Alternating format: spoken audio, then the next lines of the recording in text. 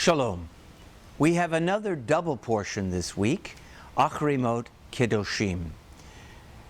I would like to draw your attention to a certain passage found in Acharei Mot, beginning in chapter 18 of the book of Leviticus. Let's take a look at it. Vadaber Adonai el Moshe lemor, daber el bnei Yisrael, v'amarta alehem, ani Adonai Elohechem, k'maaseh eretz Mitzrayim, asher yeshavtem ba, lo ta'asu, וכמעשה ארץ כנען, אשר אני מביא אתכם שמה, לא תעשו, ובחוקותיהם לא תלכו. את משפטי תעשו, ואת חוקותי תשמרו, ללכת בהם, אני אדוני אלוהיכם. The Eternal One spoke to Moses, saying, Speak to the Israelite people and say to them, I, the Eternal, am your God. You shall not copy the practices of the land of Egypt where you dwelt, or of the land of Canaan to which I am taking you, nor shall you follow their laws. My rules alone shall you observe, and faithfully follow my laws. I, the Eternal, am your God. In the passage I just read, we are warned not to copy the ways, not to follow in the ways of the non-Jewish people who live around us. Now that's a very difficult law to fulfill, because a certain amount of fitting in is required of Jews wherever they live. Certainly in Eastern Europe, the melodies in the synagogue reflected the musical genre of Russia and Poland and Romania. If you listen to the music of Sephardic Jews, often their chants and their songs sound very Arabic. And of course there was an influence of non-Jewish culture in Jewish practices. And yet we have this strict rule. We should not follow in the ways of the laws, or we shouldn't follow the laws or the ways of the Gentile people. Now the rabbis of old told us that we were actually to obey the laws of the nations in which we lived. There was a concept called Dina de Malchuta Dina, that as long as the laws in the land where we were dwelling did not directly contradict the values of Judaism, that we were to obey those laws. In America, we have come to find a very welcoming home.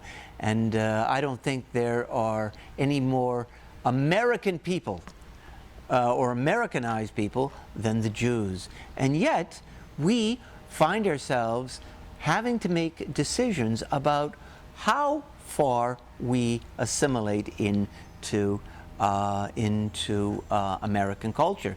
Certainly, there are many things about American culture that are simply beautiful, and we should adopt. But there might be aspects of the general culture that we have to say, no, I can't participate in those because I'm Jewish and my values won't allow me to do so.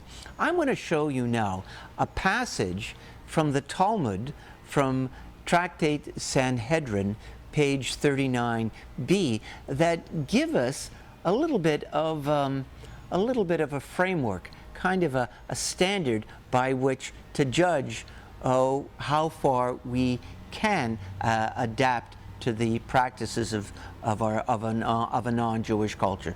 Let's take a look at this. For Rabbi Yehoshua ben Levi raised a contradiction. It is written, Neither have you done according to the laws of the nations that are about you, And it is written, but you have done according to the laws of the nations that are round about you. Like the fit ones among you, you have not done. Like the corrupt ones among them, you have done. What Rabbi Yehoshua is referring to in this passage are two statements, contradictory statements found in the book of Ezekiel. Ezekiel was trying to understand why the Jews had been exiled into Babylonia.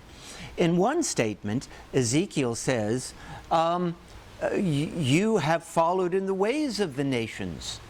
You have copied the ways of the Gentile peoples. In another verse, he says the opposite. He says, you have not followed the ways of the Gentile peoples.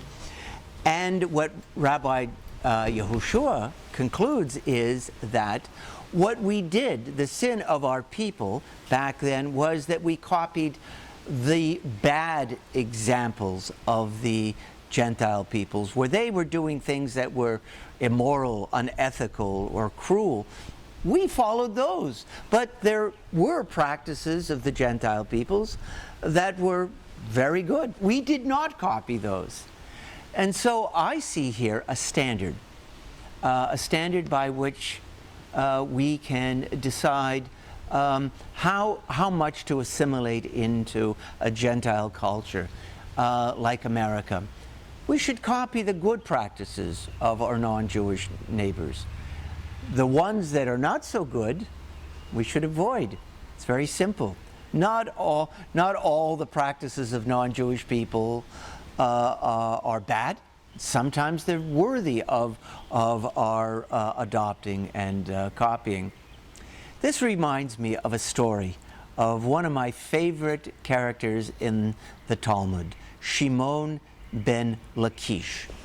In his early years, he had been a gladiator. He was a big, strong man, and undoubtedly he had killed other men in the arena as a gladiator. This was a Jew who was immersed in the Roman culture, didn't know very much about his own culture. In his middle years, he started studying Torah, and he became a rabbi. He became a great rabbi, a rabbi whose opinions were listened to and recorded. And he caused a bit of a stir when he went to gladiator games. He'd go to the arenas and watch these horrible fights to the end. And the other rabbis, whom he had impressed so much with his knowledge of Torah, said, this isn't something that a rabbi should do. A rabbi should not go to the gladiator games. And he said, you don't understand what happens there. I used to be a gladiator. When the man who wins, when the gladiator who wins has the vanquished man on the ground, maybe his foot on the defeated man's throat, he asks the crowd what he should do. If the crowd lifts up their thumbs, the vanquished man, the defeated man, is allowed to live. If the crowd puts their thumbs down, the man is put to death. I go to the gladiator games always to put my thumb up so that another human being can live. That is how I'm living out my Jewish values. I find that a remarkable story. So we all struggle with how to adapt our Jewish tradition in a non-Jewish world, especially here in America. I hope these stories from the Talmud will help you decide as you wrestle with this very important challenge that faces all of us. I hope you read this week's Torah portion and come to your own conclusions. Shabbat Shalom.